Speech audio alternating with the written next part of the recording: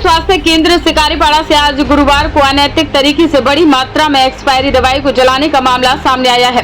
बताते चले कि आज के दिन 1:10 पर सीएससी शिकारीपाड़ा से अचानक बम फूटने जैसी आवाज आने लगी। जब परिसर पहुंच के देखा तो वहां दवाइयां जल रही थी और उसी से विस्फोटक जैसी आवाजें निकल रही थी। यह घटना सीएससी परिसर के अंदर हो रही थी, बाहर नहीं। स्वास्थ्य कर्मी भंडार से दवाइयां लाद कर आग में आहुति देने के लिए ले जा रहे थे। इस दौरान कितनी दवाइयां जलाई गई, इसकी सटीक जानकारी प्रभारी चिकित्सा पदाधिकारी भी नहीं दे पा रहे हैं। अनुमान लगाया जाता है कि 10 लाख से ऊपर की दवाइयां जलाई गई हैं। इसमें दवाइयों के साथ साथ परिवार कल्याण के लिए उपयोग में लाने वाली सामग्रियां भी शामिल हैं। भंडारपाल के अनुसार ये सारी दवाइयां काफी पूर्व एक्सपायर कर गई, जिन्हें नष्ट कर देना था।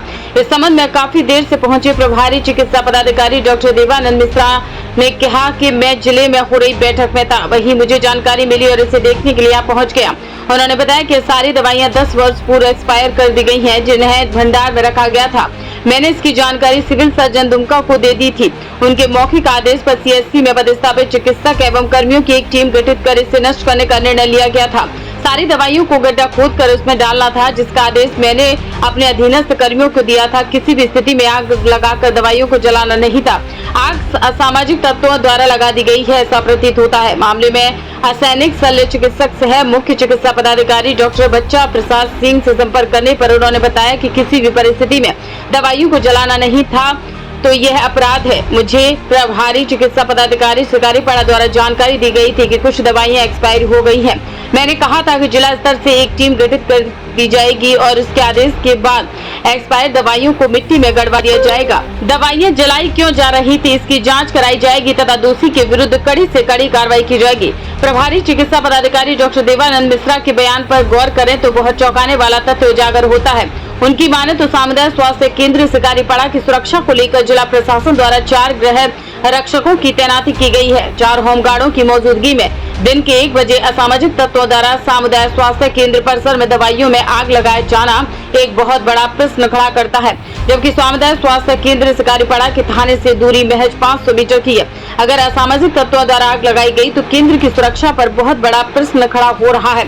अगर दवाइयां आज से 10 वर्ष पूर्व एक्सपायर हो गई थी तो भंडार में क्यों रखी गई थी, किसकी कस्टडी में रखी गई थी, इसकी जांच तो बहुत बड़ा घोटाला उजागर हो सकता है।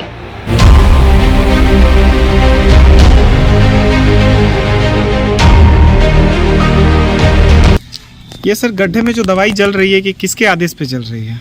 ये आदेश जलने का किसी को कोई नहीं दिया था। ये गड्ढा में जो दवाई हम लोग गड्ढा करवाए थे सरकार के द्वारा, जो दवाइयाँ एक्सपायर हो गई है, हमारे स्वास्थ्य केंद्र में ये दवाइयाँ बहुत दिन से एक रूम में बंद था। काफ़ी दिन पुराना, लगभग 10 साल के लगभग का हिस्ट्री है और उसके पहले भी हो सकता है। तो उस दवाइयों को हमने गड्ढा करवा कर दफनाने का काम कल ही शुरू करवाया था और आज किस कारण से कौन तत्व आके आग लगा दिया पता नहीं।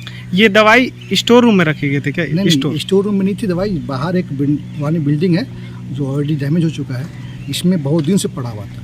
इस पे सर गड्ढा पे ये दवाई का फेंका कौन है? यहाँ से दवाइयों को मैंने, मेरे जो स्टाफ हैं, कमांडो हैं, उनको मैंने कहा कि वो दवाई को डंप कर दीजिए। हाँ। और उसको डंप करने के बाद मिट्टी से इसको हम लोग को दाब देना है। आखिर आपके स्टोर में ताला लगा होगा ना सर? हाँ। दवाई तो ऐसे आप लोग नहीं रखे होंगे? नहीं, बिल्कुल नहीं।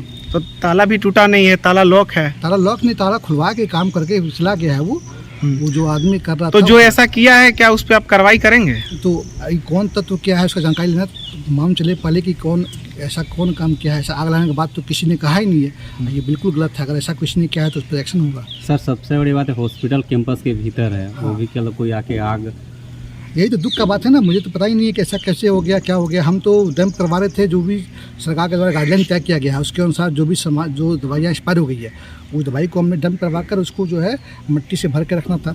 हमने इस पर कमेटी बनाई हुई है। ये कितनी पुरानी दवाई है सर? ये बहुत पुरानी दवाई है, मतलब बहुत दिन से पहले पड़ा हुआ था। ये हमारे आने के पहले बहुत दिन का पड़ा हुआ था।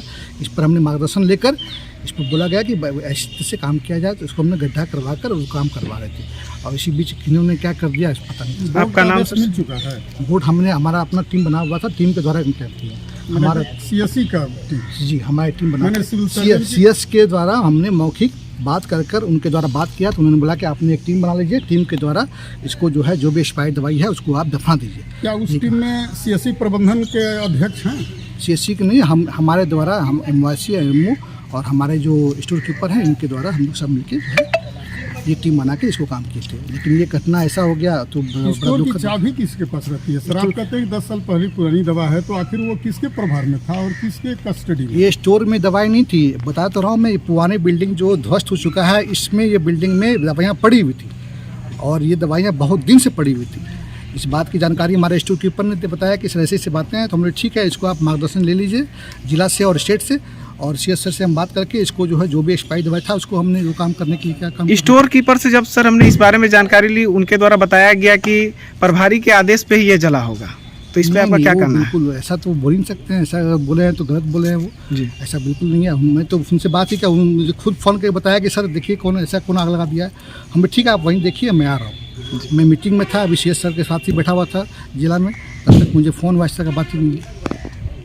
ठीक। सबसे पहले खबर देखने के लिए आप न्यूज स्टार भारत चैनल को सब्सक्राइब करें, लाइक करें, शेयर जरूर करें ताकि हर खबर आप तक पहुंचे।